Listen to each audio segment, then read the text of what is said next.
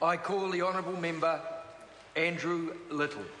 Thank you, Mr Chairman. I just want to take a brief call on this point, and I appreciate that this part of the bill deals with a gallimaufry of changes to a range of legislation. And the last time I used that word, the Hansard transcribers got it absolutely correct, so good on them. So you have to look in your dictionary. And you can download dictionary apps on your iPhone very easily these days, so there should be no excuse. It simply means a range of and a diverse range of things. A gallimaufry, sir. A bit like this house, sir. We're full of. We're a gallimaufry. We're a gallimaufry parliament. He's checking. Some have described us in other terms, but sir, let me go. Well, we're one less gallimaufry down. So to go back to the point before I was distracted by my colleagues, this part of the bill deals with a diverse range of changes to other legislation, if I could put it in simple terms.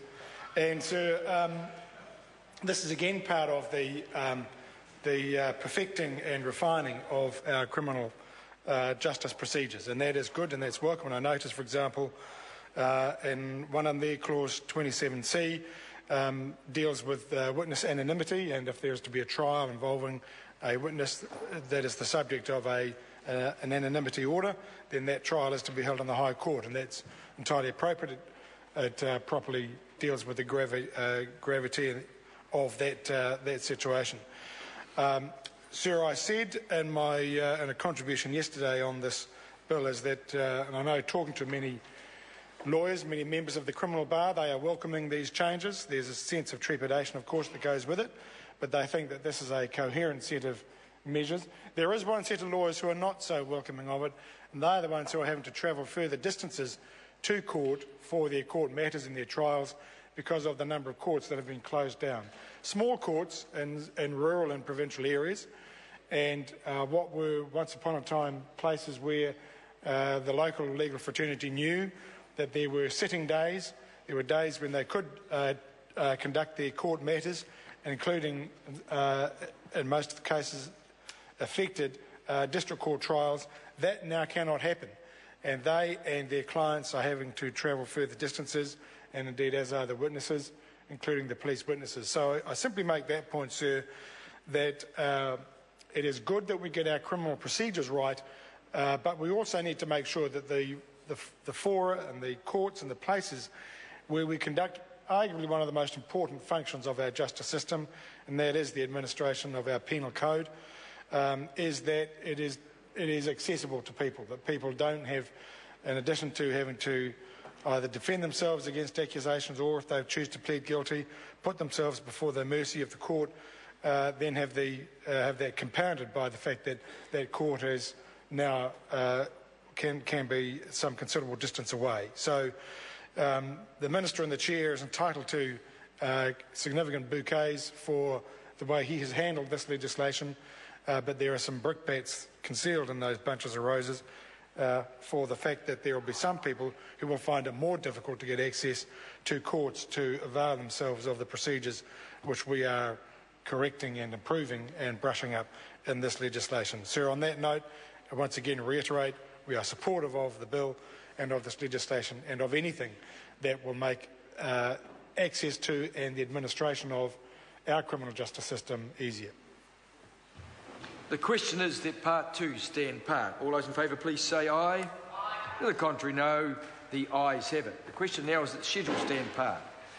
But before we do that, we have the Minister's typescript amendment, deleting the item relating to Section 191 of the Criminal Procedure Act of 2011. So the question is that the Minister's typescript amendment be agreed to. All those in favour please say aye. To the contrary, no. The ayes have it. The question now is that Schedule 1 as amended stand part. All those in favour please say aye. Aye. To the contrary, no. The ayes have it. The question now is that Schedule 2 stand part. All those in favour please say aye. To the contrary, no. The ayes have it. The question now is that Clause 1 and 2 stand part. The question is that Clause 1 stand part. All those in favour please say aye. Aye. To the contrary, no. The ayes have it. The question is that Clause 2 stand part. All those in favour, please say aye. Aye. To the contrary, no. The ayes have it. Now, the Minister has something to do. Minister. Mr. Chair. I've got plenty of answers. I move supplementary order paper number 233, dividing the bill. The question is that the motion be agreed to. All those in favour, please say aye. Aye. To the contrary, no. The ayes have it. The question is, we've done that. I will report this bill with amendment and so divided.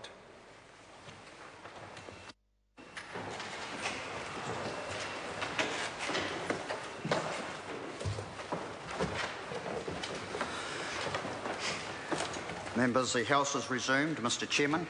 Mr. Speaker, the committee has considered the Criminal Procedure Legislation Bill and reports it with amendment, and it is so divided into the following bills: the Criminal Procedure Amendment Bill, the Auctioneers Amendment Bill, the Crimes Amendment Bill number 2, Criminal Disclosure Amendment Bill, Evidence Amendment Bill, Juries Amendment Bill, Misuse of Drugs Amendment Bill, Sentencing Amendment Bill, and the Summary Offences Amendment Bill.